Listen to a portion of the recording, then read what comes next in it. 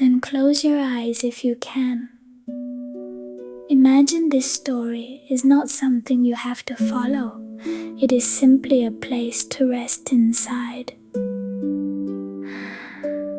Long before roads were built, before cities learned to drown out the sound of the wind, there was an island that appeared on no map. Sailors rarely found it twice. Some believed it moved with the tides.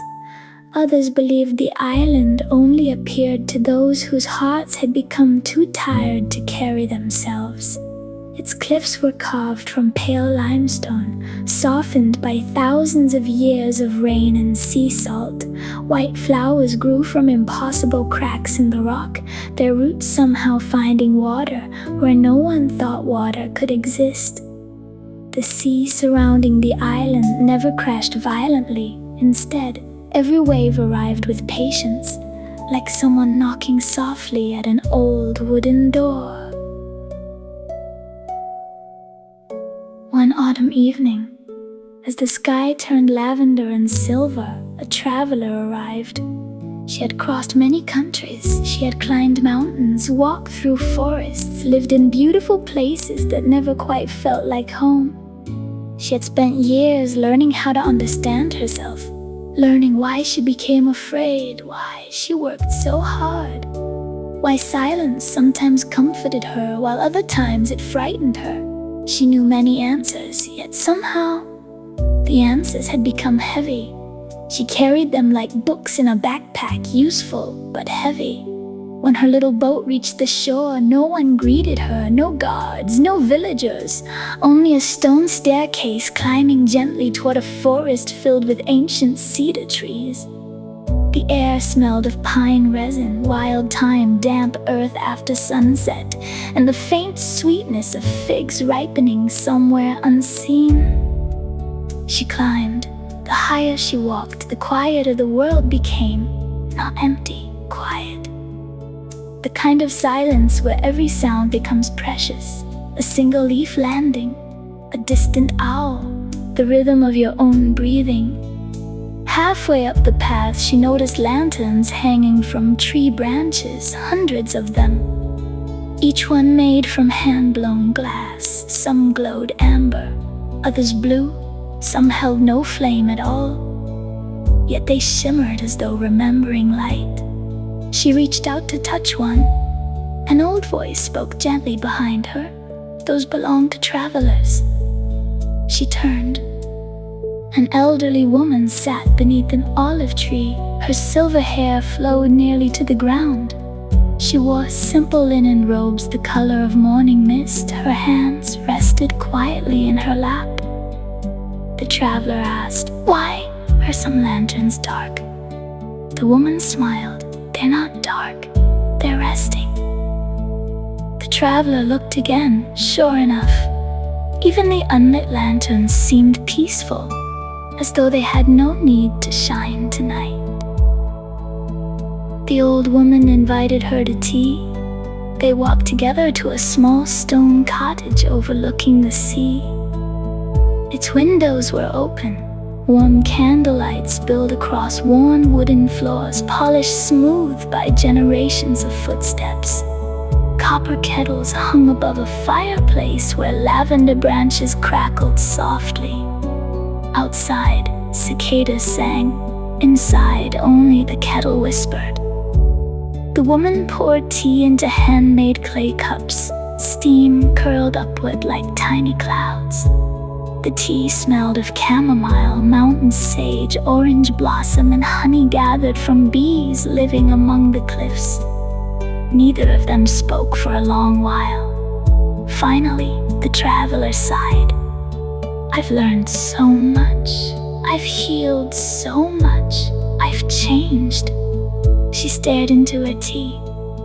"So why do strange nights still come?" The old woman laughed, not loudly, but warmly, as though hearing a child ask why winter exists. She stood, opened a small wooden chest. Inside lay hundreds of seashells, some perfectly smooth, others chipped, broken, weathered, She handed the traveler one. It was beautiful, pearl-colored, cool in her hand. "Listen." The traveler placed it against her ear. She expected the ocean. Instead, she heard wind moving through pine trees, birdsong, rain, laughter, even footsteps. Confused, she lowered it. "What is this?" The woman answered, "The shell has spent its life listening. It remembers everything. The sea, the storms, the quiet mornings, the children who once collected it, the fishermen who dropped it, the moonlight. It remembers all of it." The traveler frowned. "So?" The old woman leaned closer. "You've mistaken memory for identity. You believe because you can still hear the storm, that you're still inside it." The room grew still.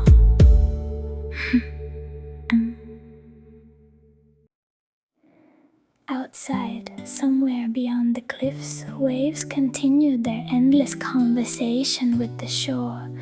The old woman continued.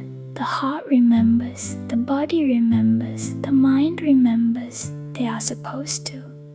Memory is not failure. It is simply proof that you've lived." The traveler sat silently. She had never thought of it that way. That night, she stayed in a small room overlooking the sea. The bed was made from cedar wood. The blanket smelled faintly of lavender dried in the summer sun. Moonlight spilled across the floor through linen curtains, dancing gently in the breeze. She couldn't sleep.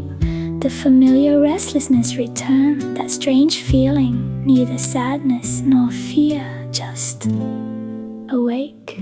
She almost became frustrated. Instead, she remembered the shell.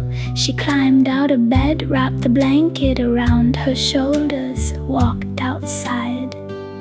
The island was glowing beneath the moon. Olive trees cast long silver shadows across white stone paths. The sea reflected the stars so perfectly that the horizon disappeared. It looked as though the earth floated between two skies. She wandered until she reached the highest cliff. There stood an enormous cedar tree. Older than kingdoms, its trunk was twisted by centuries of wind. Its roots gripped the cliff as though embracing the island itself. Beneath it sat the old woman, of course, as if she had known. Without speaking, the traveler sat beside her. Minutes passed, perhaps hours. Eventually, she whispered, "I wish I could stop my mind." The old woman shook her head gently. "Why?" "So I can finally rest." The woman smiled. "Look, far below, the sea moved continuously, every wave different, none of them asking permission to exist. Has the sea ever stopped moving?" "No." "And yet," she asked, "have you ever looked at the sea and thought it wasn't peaceful?" The traveler watched. The waves never stopped. The peace had never depended on stillness, only on acceptance. The old woman rested her hand against the ancient cedar. This tree is never still. Even now, the roots are drinking, the sap is climbing, the leaves are breathing, the insects are working, the stars are turning overhead. The earth itself is spinning. Nothing in nature becomes peaceful by becoming motionless. It becomes peaceful by trusting its own rhythm. The traveler closed her eyes for the first time in many years. She stopped trying to become quiet. Instead, she listened. The wind passing through cedar needles, the distant waves folding into one another, the tiny clicking sounds of insects hidden among the grasses, an owl calling somewhere across the valley, her own heartbeat steady, faithful, patient. The strange feeling was still there, but now it seemed smaller. Not because it had disappeared, but because it was no longer the whole sky. It was only one cloud drifting across a vast night.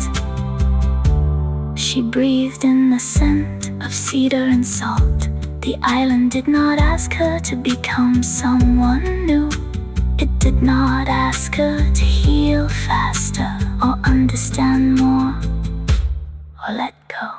It simply held her, the way the cliff held the cedar, and the cedar held the wind. And little by little, without anyone announcing it, her eyelids grew heavy, not because every question had been answered, but because she finally trusted that they didn't all need answers before morning. The moon continued its slow journey across the sea. The lanterns among the trees glowed softly, each in its own time. And somewhere beyond the cliffs, the patient ocean kept breathing, in and out, as if it had been waiting all along to carry one more weary traveler safely into sleep.